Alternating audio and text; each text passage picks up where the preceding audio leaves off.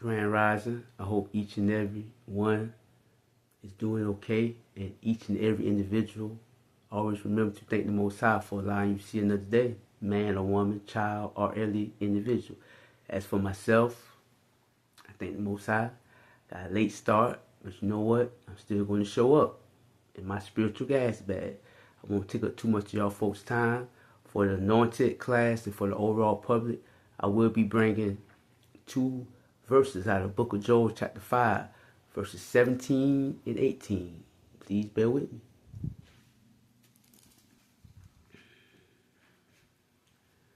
For the anointed class and the overall public, I'm now in the book of Joel, chapter 5, verses 17 and verse 18. This is verse 17. Look, happy is the man whom God reproves. So do not reject the discipline of the Almighty. It's verse 18. For he causes pain, but binds up the wound. He breaks apart, but heals with his own hands. So for anointed class and overall public, I'm going to go back over these 2 verses one more time before I break them down. And I will be giving the definition and bringing clarification on each word as I go along in the sentences. It's verse 17, the book of Joel, chapter 5, verse 17. Look, happy is the man whom God reproves. So do not reject the discipline of the Almighty. It's verse 18. For he causes pain, but binds up the wound. He breaks apart, but heals with his own hands. But now, get a little in depth in these scriptures. The book of Joel, chapter 5, verse 17 and 18. So for my anointed brothers and sisters and the overall public, please tune in. This beginning part of verse 17, the book of Joel, chapter 5. Look, happy is the man whom God reproves. Look. Look is an exclamation. You say look, you exclaiming something, you making an exclamation. Whoever you exclaiming that towards, whether it's an individual or animal, especially if it's a human being, you want their full undivided attention. That's why it says look. It's an exclamation mark behind that word called look. He want their undivided attention, whatever you bring it to their attention. And the word look stands for examine, pay attention. Like I just said, it's an exclamation mark behind the word look. It means pay attention. So the word look stands for examine, pay attention. Get a little in depth with you. The word examine means look at closely and carefully. Test the knowledge or qualifications of. Ask questions of. Test. I'm going to say it one more time. The word look stands for examine, pay attention. The word examine means look at closely and carefully. Test the knowledge or qualifications of. Ask questions of. Test. Got to learn that with you. Look, happy is the man. Well, happy means you're joyous, you're glad, and you have a pleasurable feeling. Happy is the man. Man talking about the individual. This is Joel speaking. Whom God reproves. Whom mean who? Whom mean who? The word whom. God, the Almighty, reproves. The word reprove means find fault with, blame. In the second part of that verse, in verse 17, So do not reject the discipline of the Almighty.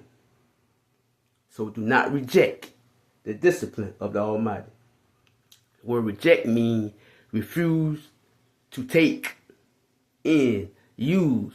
The word reject means refuse to take, use. And also I'm going to get a little in depth with reject. It's throw away as useless or unsatisfactory. I'm saying once again, the word reject means refuse to take, use. And also it means throw away as useless or unsatisfactory. So when you reject, mean you refuse to take in or use the discipline of the Almighty, you're throwing away as useless or unsatisfactory. You don't see it as your own benefit. You see it as something useless, something that you're not able to learn from and grow from, develop from, so you throw it away when he's trying to discipline you. The word discipline means training of the mind and character.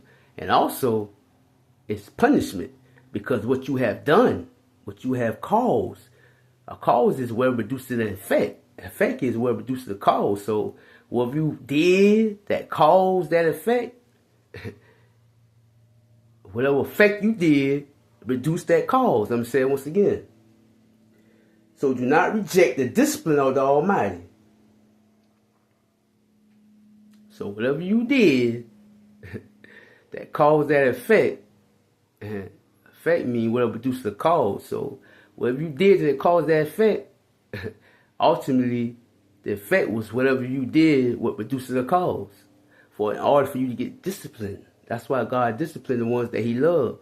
Not to just punish you, but to bring you back in condition of order and obedience. That's what discipline means. Not just training of the mind and character. And it's punishment, though, to bring you back in the condition of order and obedience of the God Most High under his mighty hand. It's to help you if you see it that way. So do not reject the discipline of the Almighty. This is verse 18 for the anointed class and our overall public. For he causes pain. So he causes pain. So whatever produces that cause, which is effect, it was ultimately whatever produces that effect was the cause of what you did. It caused pain, mean hurt. You feel regret over. Whatever that pain is sorrow. Pain don't feel good. You feel hurt over it. You know what I mean? Your feelings can be hurt, brought down low. Whether it's a wound, you feel pain from that. But now we talking about sin, what you did that caused that pain, which was that effect to cause the effect of the pain which you're now going through. So it don't feel good at the time. That's what we talking about. You feel regret, sorrow. For he causes pain, but binds up the wound. Bind mean bring together, stick together, close together. I mean, he can bind up the wound for the sin that caused that pain. So he can bind it right back together. That wound that you're feeling, which is the pain. So he binds up the wound, the injury of the sin, the regret that you feel mentally, emotionally, even physically. But first it starts spiritually. All right, this is the end part of that verse, the anointed and overall public. He breaks apart. Breaks mean split open, break the pieces. He breaks apart. Part means separate. But heals with his own hands. So this wound, this injury, he breaks apart, because he can bind it back together, but he breaks apart, but he heals. Heal means bring back sound, bring back healthy into a condition. So after he breaks you down, he can heal you, which means he's going to bring you back whole again. You're going to be healthy and complete before you was even broken down for the sin that you had did. With his own hands of power and righteousness. So for for the overall, not just public, because I serve y'all too, but first and foremost, my brothers and sisters come first. So for anointed class, please take this lesson to heed and take it to note. You know, I'll be bringing something else a little later. But for the overall public as well, I serve y'all too. This is my job. So take it to heart, overall public, and take note of it. And at the same time, take your time and sit down and study this 2 verses in the book of Joel, chapter 5, verses 17, 18. And for anointed class, y'all do the same. Sit your butt down and go in the book of Joel, chapter 5, verse 17, 18. Make time for it. Because you can make time for anything else under the sun. Please make time to feed your spiritual mind, your spiritual health. This will help you and keep you abreast along the way. And also go in the dictionary and learn how to break down stuff and bring it back together and correlate it, coincide, and bring it back together all this one in these sentences and paragraphs. I love you. Peace.